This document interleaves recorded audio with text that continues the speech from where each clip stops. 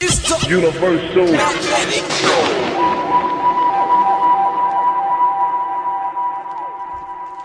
Yes, Universal Magnetic Radio Show. Ujima 98 FM, here we go. We're going to go in on the Mark Devlin interview.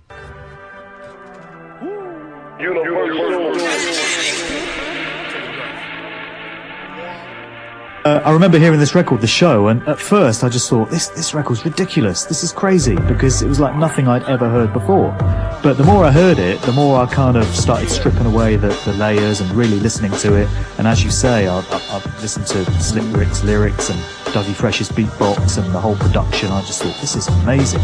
And that was a springboard for me to start listening to more hip-hop. I remember Whistle, Just Buggin' was around at the time as well. Just another crazy tune. Yeah, and, no doubt. Yeah, I just became more open-minded towards music, and I realised that black artists were making the best music in my book, and so I just went down that path and pursued it. And this was early hip-hop and soul and funk and stuff, and of course a couple of years later you had very early house music. The first Chicago house tunes were coming through, and that eventually morphed into the whole house music, dance music scene. And it was a fascinating time, the late 80s. It was such a melting pot of all these different styles and influences, and I just loved it all, and that just set me on that path. Yeah, Mark, that's incredible. I mean, that's a very interesting insight, because I think there's some feedback and kind of sonic crossover with what's taking place at the moment with current electronica and beat experimentation, which comes out of that particular era, that kind of fluid, hybridic, sonic era. I mean, I think guys like Flylo, a lot of producers in Europe and the UK, and this new electronic sound. I think there's a lot of there's a lot of ghosting and feedback to that particular time that you experienced. I think there's some real similarities there, some crossover. Yeah. I just count myself very lucky to have been born when I was, to be honest, because it means that I was there in that late 80s era when all these different genres were kind of taking shape. Very early house and dance music, and hip-hop was really entering its golden era. And I'm just very grateful to have been around at that time. Yeah, it's incredible.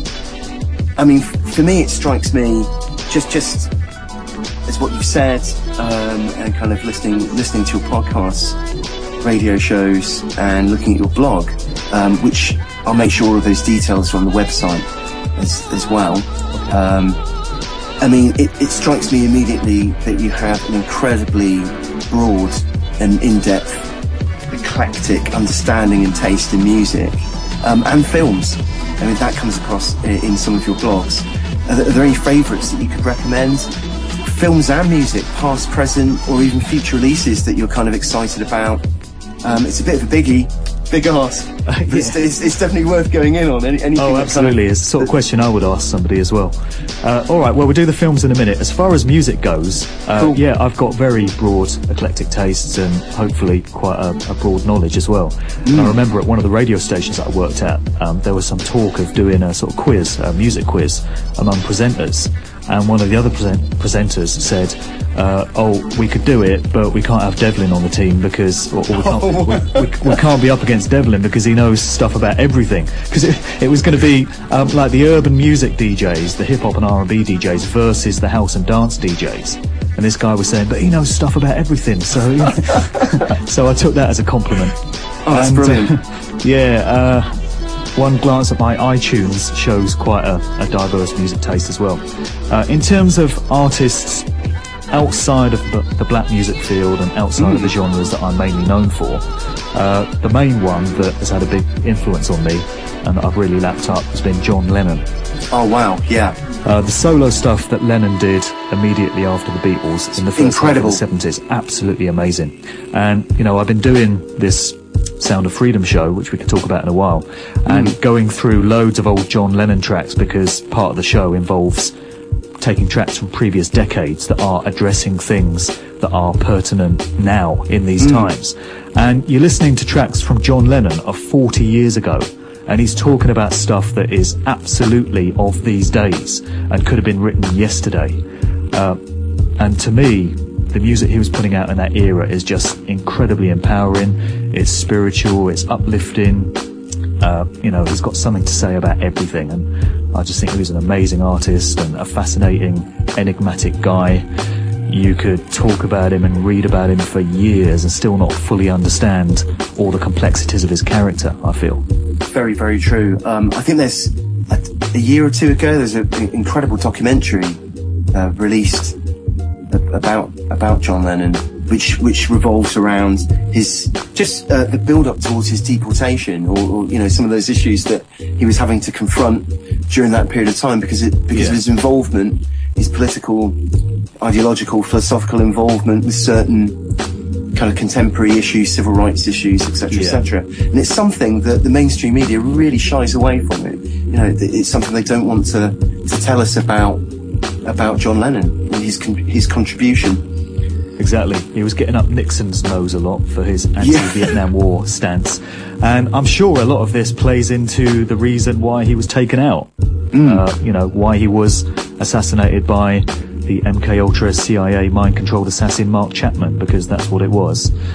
Far from a lone nutter that just decided he wanted to slay his hero. There's obviously much more to the story of why he was taken out, which is for another day, of course. But Indeed. I just mention it because it's relevant. Mark, how long have you been DJing for? Well, it's coming up on 24 years this year. Two and a half decades, my friend. Well, quarter of a century, if you want to put it that way. Yeah, it's incredible, man. Yeah. I started in 1990, humble beginnings. I started out in radio, actually. I was doing background production stuff in a radio station, Fox FM in Oxford, and the club work didn't come until a few years after that. So I kind of consider that the start of my DJing work, because I was programming music and getting used to how to put music together. And as I say, the club work came a short while later and was a continuation of that. Well, I mean, that leads me on to the next question, which is, could you tell us how your book Tales from the Flip Side came about? I mean, I'm yet to pick up a copy. I'm really looking forward to reading it. Okay, I'll hook you up with a copy, no worries. That would be incredible. I'll also make sure the details are available on our website. Okay. Yeah, I'm fascinated. Can we go in on that? Oh yeah, absolutely.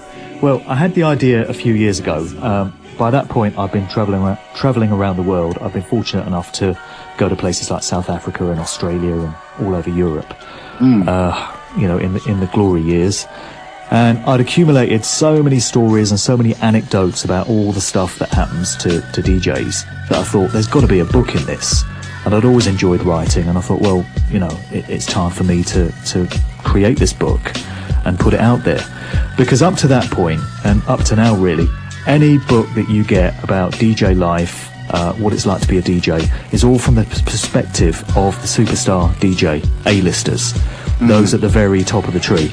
And the impression that people reading these books get is that for all of us, it's all about limousines, private jets, wild parties, girls, drugs, amazing experiences, swish hotels, all the rest of it.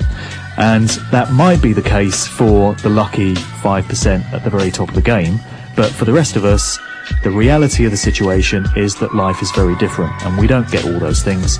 We don't travel Emirates first class, we fly Ryanair. We don't stay in the penthouse of the Hilton, we stay in the cheapest travel lodge on the motorway. And it's not so much champagne as Red Bull to try and stay awake to make it through the night. The reality.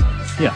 The reality of the grind. Yep. The non-glamorous side of things, the daily reality for most DJs out there that are just trying to make a living and just trying to live the dream. And so I thought, well, I can do this, but it's got to be done from a good-humoured perspective. I don't want it to sound like I'm bleating and moaning and bitching about all the hardships that we have to put up with, because people aren't going to want to read that. So I thought, this can be done from a good-natured, humorous perspective. And so I put together all these various anecdotes and put them into different themed chapters, just to show people what it is that we all go through on a daily basis. And a lot of the DJs that have read it have said that it's very true to life, and they can relate to the stories absolutely, and that it's an accurate depiction of what we go through, what life is like. Yeah, I mean, for me, this also feeds into your years in journalism. Could you tell us a little bit about some of the highlights for you over the years, how you got into journalism? Because, is this right? I mean, I'm absolutely sure I remember you writing for Blues and Soul. Yep, that's right. Can we go in on that? Yeah, well, I've always enjoyed writing as well as playing music. I don't consider myself to be good at many things in life, but hopefully writing and playing music are the two that I can do well, so that's why I've always focused on those. So I jumped at the chance to write for Blues and Soul, because back in the day Blues and Soul was the magazine for... without a doubt. It's number one, man. Absolutely, for black music in all its forms. And I had the opportunity to start writing for Blues and Soul back in the late 90s. And I started out doing the clubs column, club hopping. I was editing all the club listings and sort of writing some editorials on that. And then I got into writing interview features and all sorts of other stuff. And Blues and Soul was great. It was around in its original form for 40 years. And I took a staff job on Blues and Soul in 2007 and worked out of the London office for a few months. But sadly, it marked Blues and Soul coming to the end of its days, and it ran out of funds, and for various reasons it went out of business.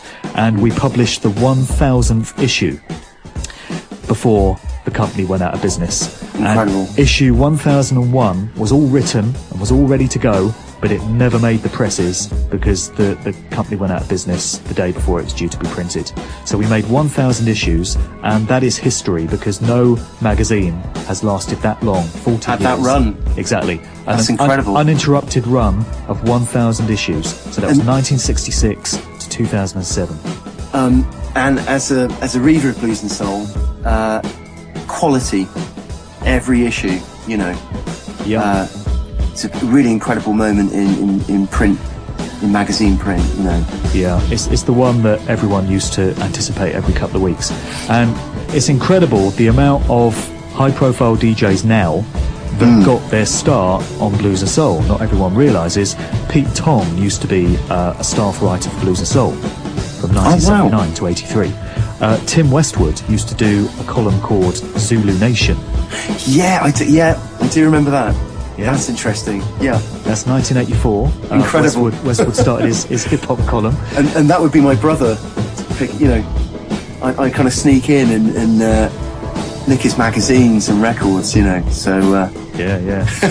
And Paul Oakenfold, Graham Gold used to write for Blues and Soul.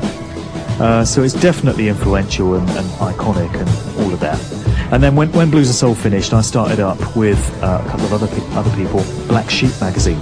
blacksheepmag.com, which is an online black music magazine that's been running ever since. So that's something I do part-time as well. It's been a long path for me, to be honest. It's been a long road for me to find my way in life and find my vibe where I need to be. And it's only in recent years that I've really, that it's felt like it's all come together for me. And looking back, I can see that all the various things that I've done were necessary to get me to the point where I am now. So all the writing work that I've done, the fact that I've been a music man and a DJ, and I've learned how to sort of put music together to create certain moods and vibes, and I've learned all about the power of the emotive power of music, was all necessary to put me where I am now. Just learning how to express yourself uniquely, and learning how to be independent in your outlook. I'm self-taught in everything that I do. I was never actually sat down and said, this is how you write a feature. Same way nobody's ever said to me, this is how you DJ, this is how you mix two tunes together. This is how you put a radio show together. I've self-taught myself through just looking at how other people do it and interpreting that myself. And I think all of that has had a big influence on my outlook now and what I do. And I just think never having had to toe the corporate line in anything has been a great thing for me, and it's something I never intend to do either. How did you come about putting together a podcast for David Icke's The People's Voice TV and radio channel? A couple of years before The People's Voice was announced, I'd started doing my own music-based podcast, which I put on my SoundCloud page. And by that point, I'd changed my perspective on life and reality and human nature and all the rest of it, and I'd kind of developed these different perspectives on what it's all about. And I started addressing that by putting together these music-based podcasts consisting of tracks from artists that were expressing and putting out there the sorts of ideas that were interesting me at the time. So it ranged from conspiratorial sort of rants, you know, artists aggressively shouting out against the Illuminati and the New World Order and all that, but also it included more esoteric, spiritual, otherworldly perspectives on the nature of reality and that sort of thing. Yeah, kind of conscious and progressive rhymes. Yeah, exactly. Mainly hip-hop, but some soulful stuff as well, and the occasional reggae tune. So I did a couple of podcasts along these lines. And then in June last year, David Icke announced that he was launching the People's Voice channel. And immediately I could see that this was the outlet that I needed to be on with this format that I was putting together in my podcasts. Because it was said straight away that the People's Voice, as well as all the news and current affairs and all the information, was going to be an outlet for artists, music artists, comedians, cultural and arts expression as well. Exactly. So I thought to myself, well, this is where I need to be. This is a natural home for me to do what I've started doing. And so I immediately approached David and said that I'd like to be involved, and I was immediately snapped up. Oh, wow. And so I set about putting together the format for this show, The Sound of Freedom, which is a 2-hour conscious music show. It goes out every Saturday from 7 till 9 p.m. GMT at thepeoplesvoice.tv. It's mainly a TV channel, The People's Voice television channel, but my show is a radio format, so it's audio only, but it fits into the overall context of what they're doing there. And it's tracks that address the many subject areas that The People's Voice gets into. And I made a comment the other day, because I was asked by The People's Voice just to say something about how I felt about being involved. And I made a comment to say that it feels as if I incarnated into this reality to do this show, because that's really how it feels to me. I look back on all my years as a DJ. I look back on the fact that of all the music genres that I could have got into, against all the odds, given my background and where I grew up, I got into black music and hip-hop. And of all the other things I could have done with my life, I've been a music man, and you know, I've learned how to express myself in terms of putting music out there. And it just feels to me that what I'm doing right now is where I've always needed to be. And it's taken me a long while to get here, but this is, you know, we all come here for a reason, and we all end up on our individual paths for a reason, because we all have different things to contribute, we all have different skills. What one man might do really well, I'll do uselessly, but I'll do something else really well. And it's a case of recognising what you're good at, recognising what you can contribute, and sticking with it. And it feels to me, through doing this show, that I'm right where I need to be. I absolutely agree with those sentiments as well. And I've listened to some of the podcasts, they're absolutely solid, so I highly recommend tuning in and checking out the show. Thanks, man. Appreciate that. Thank Mark, it's been fantastic, an absolute pleasure. And just to round things up, any plans for the future projects? Anything that you're excited about for 2014? Well, I'm mainly planning to just continue doing what I'm already doing. So the Sound of Freedom show on The People's Voice, my Good Vibrations podcast series, and these are conversations. This is speech-based, and it's me chatting to various individuals that interest me about, again, all matter of interests. I've had the likes of Fritz Springmeier talking about MK Ultra mind control.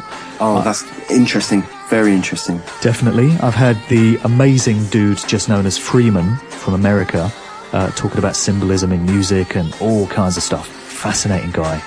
Mark Passio, who I could listen to for days. Amazing individual, very motivational, loads of incredible information that he puts across about our true nature and our contribution to humanity and all that sort of thing. Mark Passio gives you a big boot up the upside, to examine yourself and to consider what you're doing with your life and what you should maybe be doing more of.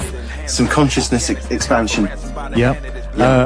I've had Chris Spivey talking about what he says is the fiasco of the Woolwich-Lee Rigby incident. He remains convinced that it was a staged false flag event for various reasons, and Chris Spivey goes into that. So I address, real-world conspiratorial stuff as well as the empowering kind of spiritual stuff.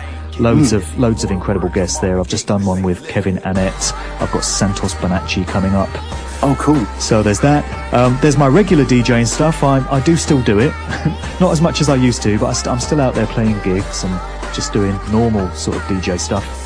And then on top of that, for 2014, just a bit of personal betterment, really. Positive perspectives. Yeah, I put out a lot of podcasts with a lot of information suggesting things that people might want to address in their lives, but I try and address as much of that as possible to myself as well. And you hear the phrase a lot, be the change you wish to see in the world.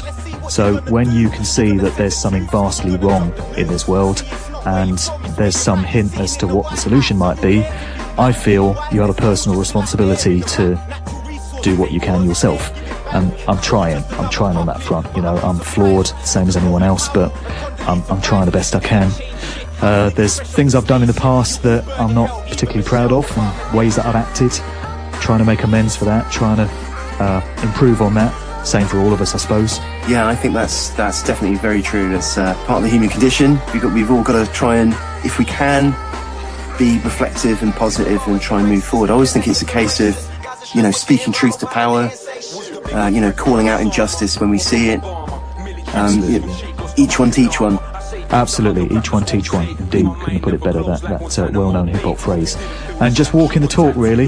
There's a lot of people that spend their days on chat forums, typing messages and calling each other retards and trying to get one up on knowledge. Don't you know this? And how come you don't know that? And it's not really very courageous. It's not really very effective. It's not really contributing anything. Sitting on a keyboard and spouting under a login name. You've got to walk the talk.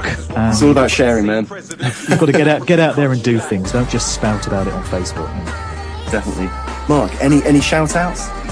I've got to shout out the family, to my wife Parveen, my two beautiful little girls, Zaina and Akila, and then just some mates of mine that inspire me and kind of spur me on and are examples to me, really. A couple of guys from Swindon, my mate Marcello, Kit, aka Long Lasting, very heavy guy, to Bob Truther, very good mate of mine, and all the crew at the People's Voice that are doing their thing and just trying to do it, Wicked. And to you, of course, mate. And many thanks, Mark. Your whole crew on the radio show. I caught your show the other day, and I love what you do as well.